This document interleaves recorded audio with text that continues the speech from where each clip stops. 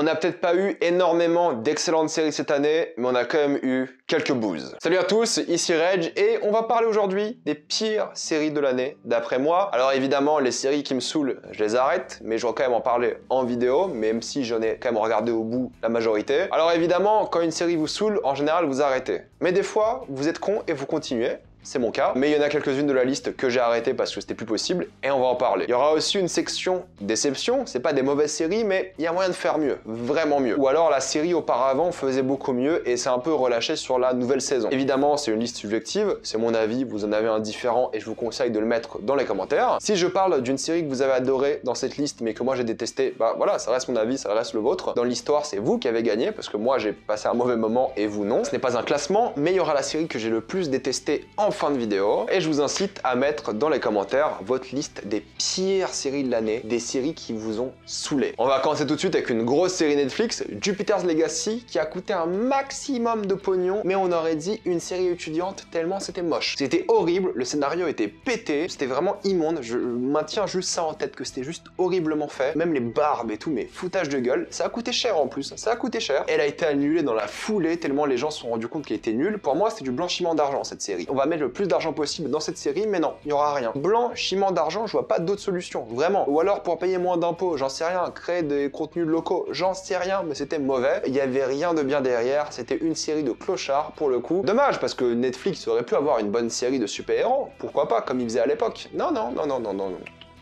Non, série nulle. Tout le monde s'en foutait de la série. Un véritable carnage. Franchement, j'ai tout regardé, mais j'en pouvais plus. C'était horrible. Une saison 1 que j'avais beaucoup aimé, c'est Tiger King. On l'a tous vu durant le premier confinement. On s'est tous dit, putain, c'est trop bien ce documentaire de fou furieux. Et là, la suite, inutile. Saison 2, tu vois qu'ils se sont dit, putain, Tiger King, ça a cartonné. Là, il y a un nouveau confinement. Venez, on sort la suite. La suite sert à rien. Il n'y a rien de nouveau, en fait. Il n'y a rien qui a changé depuis. C'est une saison 2 faite pour le pognon avant tout. Il n'y a pas de volonté de raconter quelque chose de nouveau. Là où la saison 1, c'était une histoire de fou, là, la saison 2, il y a que dalle. On se fait chier, c'est nul. C'était un carnage, j'ai détesté. Parce que je m'attendais à au moins quelque chose de nouveau, mais je savais que ça allait être nul dès le début, je savais, parce qu'il peut pas se passer tellement de choses. La saison 1, c'était quand même sur quelques années, il se passait beaucoup de choses. Là, la saison 2, c'est une réaction à la saison 1, au fait. On s'en fout, la réaction. Nous, on veut plus de contenu, plus de choses cool. Non, en fait, là, c'était juste...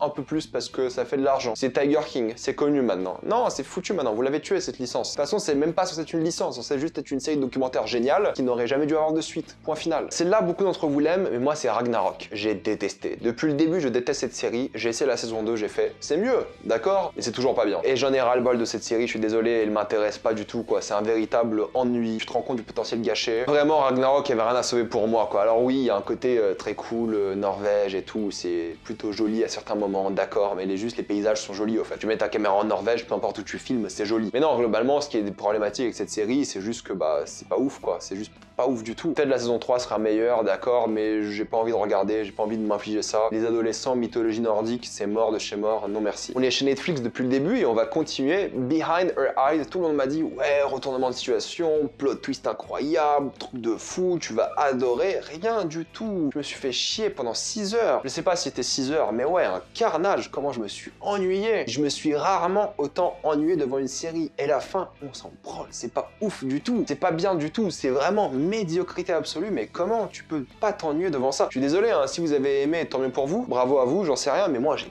détesté. J'ai regardé ça, je me dis mais je perds de l'essence vitale là, je me fais chier, c'est pas possible. Et je sais que l'ennui est subjectif, d'accord, chacun son avis, très bien. Mais alors là, plus jamais vous me remettez ça sous les yeux, sans mauvais jeu de mots. Je me suis perdu dans l'enfer de cette série quoi. Il y avait une bonne série à sortir de ce concept là, mais pour moi ils l'ont vraiment raté. Moi depuis Dark, les séries allemandes, je me dis ok, il y a du potentiel, ça va être trop bien. Et ensuite j'ai vu Tribes of Europa, c'est une sorte de monde post-apocalyptique, toujours chez Netflix. Un monde post-apocalyptique avec des clans, des tribus, de la technologie, des trucs bizarres, waouh, que je me suis ennuyé quoi. Pourtant série allemande, je me dis waouh, il y aura du contenu intéressant, il y a un concept cool, c'est filmé en Europe, ça va être bien. Non, ça l'est pas du tout. Ça l'est pas du tout parce qu'en fait ils ont pas compris comment faire un monde post-apocalyptique, ils ont pas compris ce qui intéressait les spectateurs. Là ils ont fait un monde qui était d'un je m'en foutiste incroyable. Ils ont essayé, c'est vrai, ils ont tenté, mais rien qui a marqué la rétine, rien de mémorable. je me rappelle même pas de la série. Je l'ai vu en entier, j'en ai parlé sur la chaîne en plus, mais je me rappelle de rien, tellement c'était bof quoi. Tellement tu te dis mais putain un concept cool, ça aurait pu marcher, et ça marche pas du tout. Ça marche pas du tout, c'est raté de chez raté. Et pourtant les Allemands, moi je leur faisais confiance, mais maintenant j'ai des doutes. J'ai des doutes les Allemands, attention. Hors contexte, cette phrase est un peu étrange, mais voilà, j'ai des doutes maintenant. J'ai vu la hype pour la série Qui a tué Sarah, tout le monde en parlait lors de la saison 1, ouais, c'est une série mystérieuse, polar, thriller d'enquête et tout, ça va être trop bien. J'ai regardé la saison 1 et j'ai enchaîné la 2 et c'est une telenovela mexicaine, rien de plus. Si vous cherchez la qualité, c'est pas ici, c'est écrit avec le cul, c'est nul, c'est mal joué, c'est mal filmé, y a rien à se mettre sous la dent. J'aime bien l'histoire d'enquête, les thrillers et tout, j'adore ça même. Alors là, j'ai détesté, j'ai trouvé ça pathétique, j'ai trouvé ça trop nul, vraiment il y a rien à sauver. J'y croyais en plus, je me suis dit waouh, en fait tout le monde regarde, c'était top 1 Netflix, parce que oui mais toujours sur Netflix, hein, c'est leur vidéo, vous avez compris. Je me suis dit ouais, en fait il y a une raison, ça doit être trop bien, trop prenant et tout. Non, c'est une telenovela mexicaine, c'est tout, c'est ça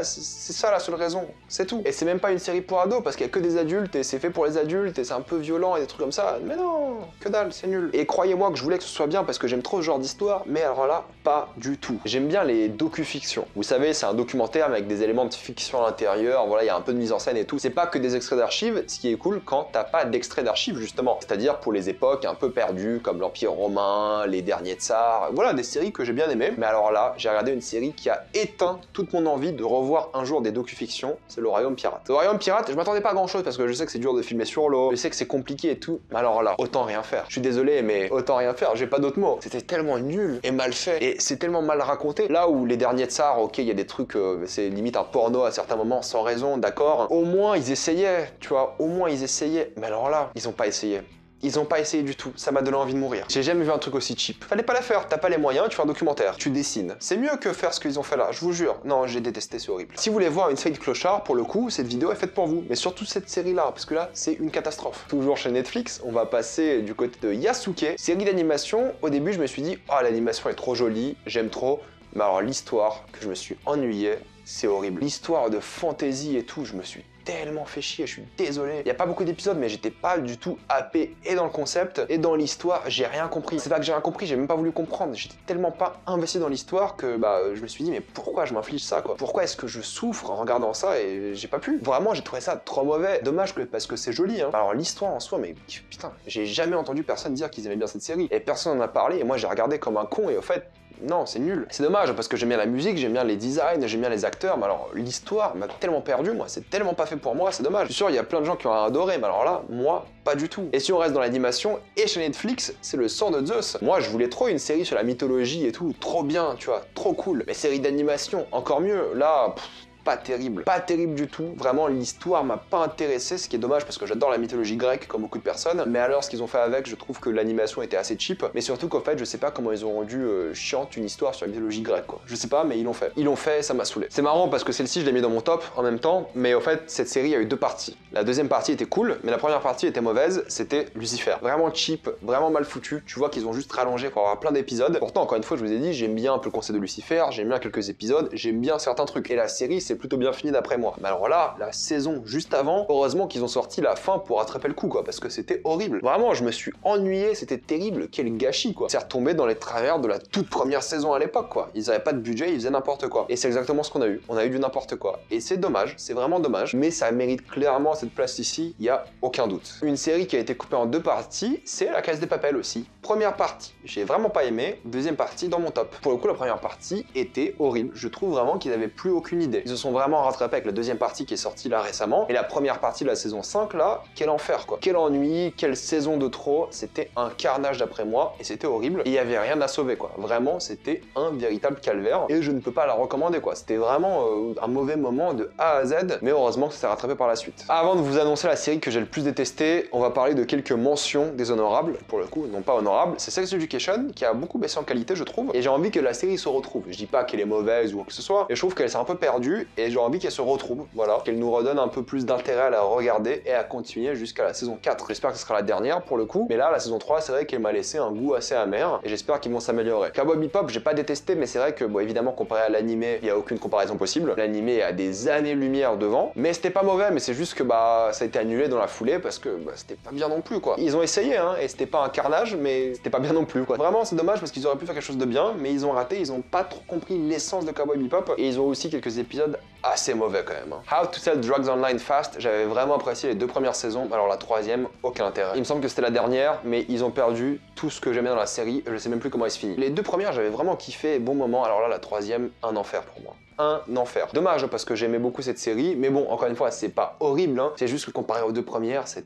tellement décevant, c'est tellement dommage. Et pour le coup, une série qui n'est pas Netflix, c'est une série Disney+, c'est What If. J'étais vraiment déçu, je m'attendais à mieux, en fait, tout simplement. Alors oui, il y aura une saison 2 et tout s'explique un peu à la fin, mais j'étais quand même globalement déçu de ce qui se passe. Ils auraient pu faire beaucoup mieux, et j'espère qu'ils feront beaucoup mieux pour la suite, parce que pour le coup, j'ai trouvé ça assez médiocre. Et la pire série de l'année d'après moi est évidemment une série Netflix, c'est Lupin saison 2. C'est pas la pire série de tous les temps, il y a des séries pires dans cette vidéo, mais vu le potentiel, vu l'argent, vu l'acteur, vu tout ce qu'ils avaient dans cette série, est-ce que c'était possible de faire un scénario plus ennuyant que ça? Est-ce que c'était possible d'avoir plus de facilité scénaristique que ça?